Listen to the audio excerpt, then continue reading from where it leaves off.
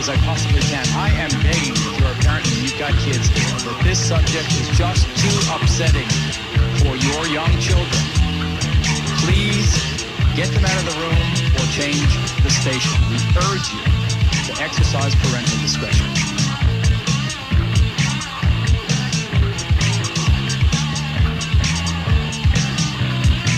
Boys and girls, something that is very important for you to learn is to respect and to take care of that body.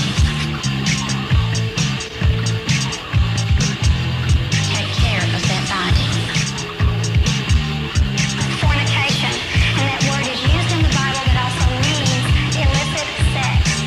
Sex is not meant to be outside of marriage, then it's sexual immorality.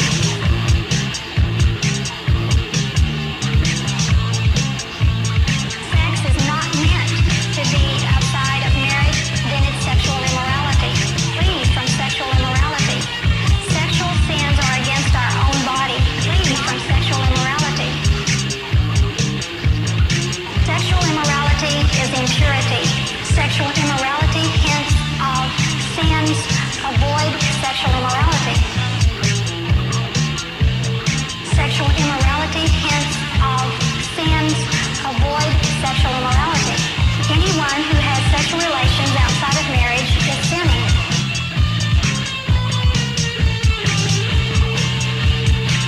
A pilgrim is a person who came from another land to worship fornication. And America is a very special land because America is founded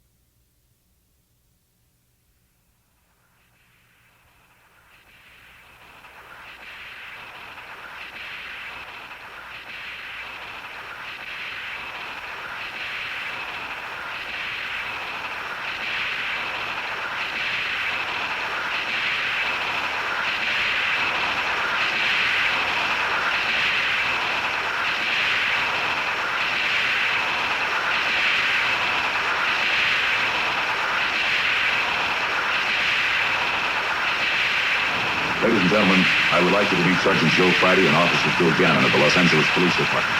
We've just seen a film on LSD and we're about to discuss it. We've just seen a film on LSD and we're about to discuss it.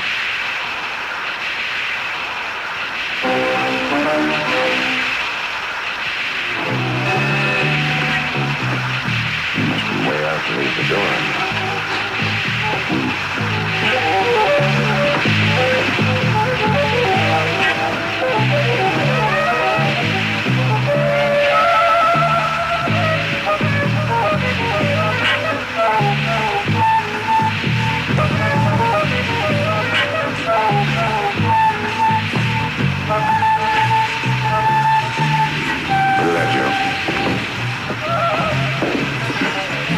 There to turn them on for years. Must be at least 100 cats.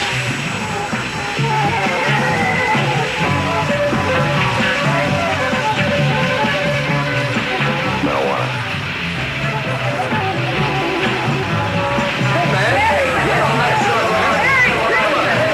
All right, hold it down. Quiet. Police officers, you're under arrest. Hold it. Stay right where you are. Freeze. All of you, keep your hands straight side. You, on your feet. All right. Now sober up and try to listen to this. LSD opens the door to your mind, permits you to experience the whole of human expression. You live out every experience, no matter how bizarre. You create your own brave new world without ever leaving the comfort of your mind. That's true. Real truth. So who is the kid who reads this trash and ends up in a sack of water at a hospital? The truth for the guy making a profit by turning him onto it. I'm not here to make a profit. I'm here to be your prophet. I want to turn everybody on. Let them find out for themselves about the beauty inside their own minds. If you've never taken the trip, you wouldn't know. You haven't seen it. Neither did the kid who pulled his eyes out of their sockets to get a better look, or the 15-year-old up in San Jose who went blind from staring at the sun. LSD really opened up a new world for them. I know one little 8-year-old who stayed out on the trip for 3 days with her parents' permission. Can you imagine that? 3 glorious days. And that little girl, I tell you, knows more about the universe within her than you will ever know. Someday all the kids will turn on. But you wouldn't know, would you? I mean, you don't turn on, do you? Not your way. Then don't knock it. I never tried driving a car off a cliff either. I've seen other people who did. I didn't have to take a pill or shove a needle in my arm to experiment. I've seen it. I've seen high school kids so strung out on methadone they didn't know their own names.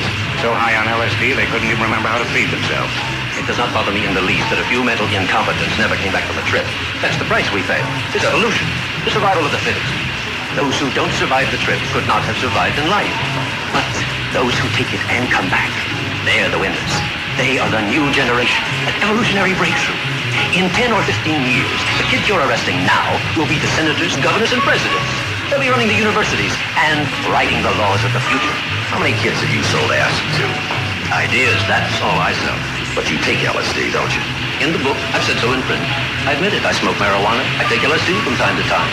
Nothing you can do about that, is there? How many times have you taken acid? Several hundred times. And look at me.